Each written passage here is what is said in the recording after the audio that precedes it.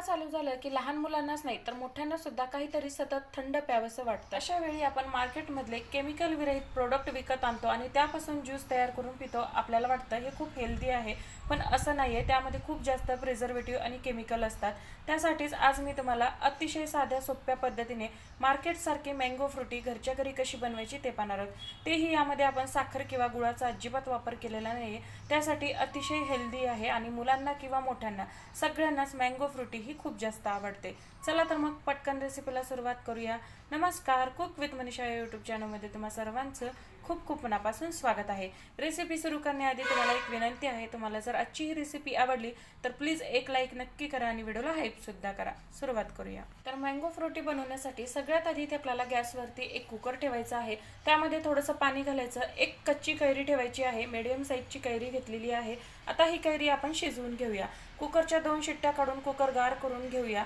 तरी ते मी कुकरच्या 2 शिट्ट्या काढून कुकर गार करून घेतला। आता या शिट्टीतली हवा काढून घ्यायची, कुकरचं झाकण उघडायचं। तुम्ही पाहू शकता इथे आपली कैरी जी आहे ती छानपैकी शिजून झालेली आहे। याचा कलर पूर्णपणे चेंज झालाय, म्हणजे इथे आपली कैरी अगदी परफेक्ट शिजलेली आहे।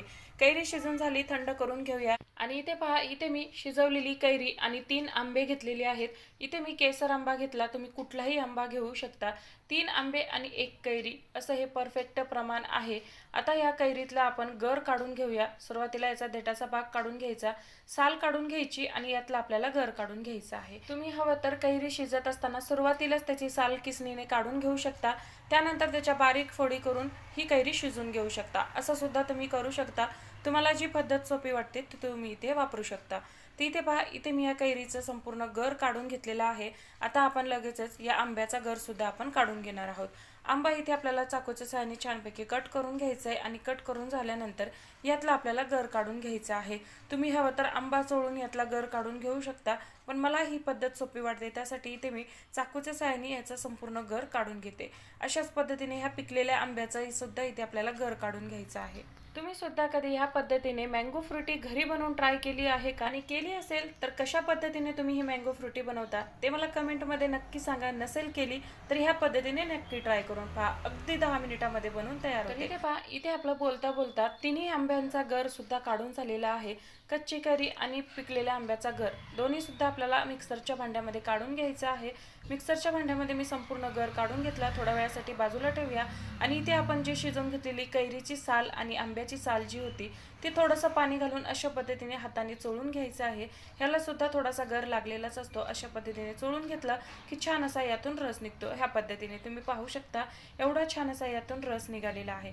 आता यातली साय आणि कोय जी आहे ती आपण बाजूला करून घेऊया आणि राहिलेलं शिल्लक पाणी जे आहे ते आपण मिक्सरच्या भांड्यामध्ये टाकून घेऊया। वेगळं पाणी वापरायची गरज नाहीये, हेच पाणी वापरून आता आपण हे मिक्सरला फिरून घेऊया। त्याआधी यामध्ये आपल्याला साखर ॲड करायची आहे। जसं की मी तुम्हाला सांगितलं, यामध्ये आपण साखर किंवा गुळाचा वापर करणार नाही आहोत। त्यासाठी इथे मी पाव वाटी खडी साखर वापरलेली आहे आणि अगदी पाव चमचा यामध्ये आपल्याला मीठ घालायचं आहे। मिठामुळे या मँगो फ्रुटीला चव खूप सुंदर येते, त्यासाठी नक्की घाला। आणि मिक्सरला छान असा हा रस आपल्याला फिरवून घ्यायचा आहे आणि तुम्ही पाहू शकता अगदी स्मूथ अशी ही पेस्ट इथे आपली बनवून तयार झालेली आहे। आता याची कन्सिस्टन्सी ॲडजस्ट करण्यासाठी यामध्ये पाणी घालायचं आहे। आता याची कन्सिस्टन्सी तुम्हाला जितपत पातळ किंवा घट्ट हवी आहे त्यानुसार यामध्ये तुम्ही पाणी घालू शकता। सुरुवातीला मी 1 ग्लास पाणी घातलं आणि छानपैकी मिक्स करून घेतलं। याची कन्सिस्टन्सी अजून सुद्धा मला थोडीशी घट्टच वाटते, त्यासाठी परत 1 ग्लास यामध्ये मी पाणी घातलेलं आहे। खूप जास्त पातळ नको किंवा खूप जास्त घट्ट नको। आता इथे तुम्ही पाहू शकता परफेक्ट अशी ती आपली मँगो फ्रुटी बनवून तयार झालेली आहे। याची कन्सिस्टन्सी पहा, टेक्स्चर पहा, अगदी मार्केट सारखंच आलेलं आहे। म्हणते मार्केटपेक्षा सुंदर अशी मँगो फ्रुटी बनवून तयार होते, कारण यामध्ये आपण कुठलेही कलर, प्रिझर्वेटिव्ह किंवा केमिकल वापरलेले नाहीयेत। त्यासाठी अतिशय उत्तम आहे। उन्हाळ्यासाठी मुलांना तुम्ही बाहेरचे पॅकेटचे केमिकल विरहित मँगो फ्रुटी देण्यापेक्षा अशा पद्धतीने घरी बनवून द्या। फक्त 10 ते 15 मिनिटांमध्ये बनवून तयार होते। एकदा का तुम्ही माझ्या ह्या पद्धतीने मँगो फ्रुटी घरी बनवून ट्राय केली की मार्केटमधली मँगो फ्रुटी विसरून जाल, इतकी सुंदर अशी बनवून तयार होते। मुलं सुद्धा खुश होतील आणि तुम्हाला सुद्धा गिल्ट वाटणार नाही की तुमची मुलं बाहेरचे केमिकल विरहित प्रोडक्ट पित नाहीयेत। आणि इथे तुम्ही पाहू शकता अगदी कमीत कमी खर्चामध्ये इथे आपले 6 ते 7 ग्लास मँगो फ्रुटी बनवून तयार होते। तर काय मग तुम्ही पण ट्राय करणार ना?